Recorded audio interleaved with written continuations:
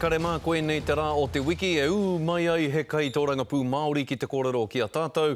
No tātou te waimari e wātea mai nei te mā ngai tōranga pū mo hauraki Waikato ana nei mahuta ki a tātou. No reire te mārei kura, tēnā koe. Tēnā koe, Scotty. E hoa, te koro neihana, he tau nui tēnei mo te koro neihana, hea hai? He tau tua ngāhuru mo Kingi tū heitia, he tau ki te whakapakari me ki, te maha o ōna hononga, ki ngā tāngata o te whenua nei, o te moana nui ākiwa. Me te aha ko rangiriri, nera, te ahua nei ka whakahoki a te pā o rangiriri ki o koutou o Waikato Tainui, o whakaaro ki tērā? Well, ka hara mai te minita, Maggie Berry, ki te whakahokia mai, me ki te taitara, me te āhua nei kia tū ai, tērā tū āhuatanga hei tauira, ki e tihi atu o ngā iwi, me whakahokia mai nei whenua tapu, kia whakamōhiotia te hitori o tō tātou nei whenua. Pēhea te kaupapa mo te whakatū rā motuhake hei whakamaharatanga ki ngā riri whenua o roto Aotearoa nei. Hea ngā kōrero o te wā mo tērā kaupapa? Ka tika ka tukuna tēnei ki ngā iwi katoa.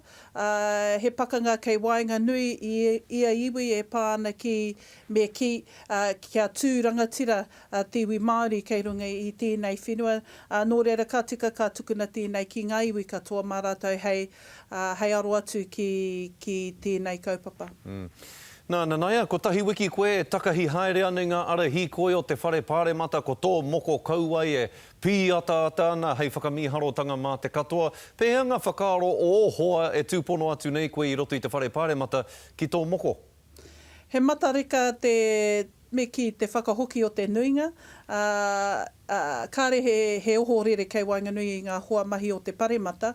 He maha ngā pātai, me te mōhio anō, te kite tēnei tuahuatanga tēnei taonga kei Wainga Nui a rātou, ka whakaaro ake tika, kua huri tēnei ao. Tika, marika, me te ahi ki koe he maha ngā pātai. Ki te pātai te tangata ki a koe, nā te aha koe i whakaia i kia tāngia koe ki te moko. Hea hato whakautu ki tēnā pātai? Well, ka mātaki mai rātou ki ngā pau o tōku whare, hei whakaruru hei e oku nei mahi katoa. Ka mutu kei te huri haere koutou o te kōmiti whiriwhiri Māori o te whare pāremata i ngā pito o te motu i tēnei wānei ki te whakarongo ki ngā tāpai kōrero mo te ture whenua Māori. Hea ngā kōrero e rongo nei koutou e whakaputaina atu nei ki a koutou? O kātahi anō mātou i timata ki te haere kei Wainga Nui i ngā hāpori whakarongo ki ngā pītihana. Ko inei take i puta mai ko te tauatanga ki te whenua. Era kaupapa, ngā tinihanga ki te kōti Māori. Kāre rātou i tino mārama, ngā mahi o te Māori Land Service, te whakatū o taua rātonga me ki. Te nui o ngā wangawanga e pāna ki ngā take kāre anō i kuhu mai i roto i te pere pērā, ki ngā rori, ngā huarahi i aukatihia, ki ngā whenua Māori, ngā take e pāna ki te Public Works Act, me ngā reti e pāna ki ngā whenua Māori. Koina i tihi o ngā take i puta mai. E whakapono ana koe ka tari ngā are te minita whakawhanake Māori ki enei, kōrero ki enei, kūrakuraku ki enei, wangawanga? Ai, me are ana taringa, nā te mea tēnei te wā tuatahi, hipa atu te rua takau tau, ka tini tēnei ture.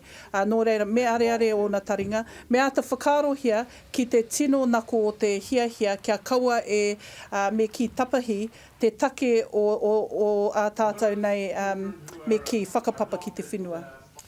Ka pai e mihi ana ki a koe te mārai kore, te tuahine, rangatira katoa te karare i a koe tēnei rā, tēnā rā koe. Ahau anō hoki roa te wā ka kōrero tahi tāua. Tika tau.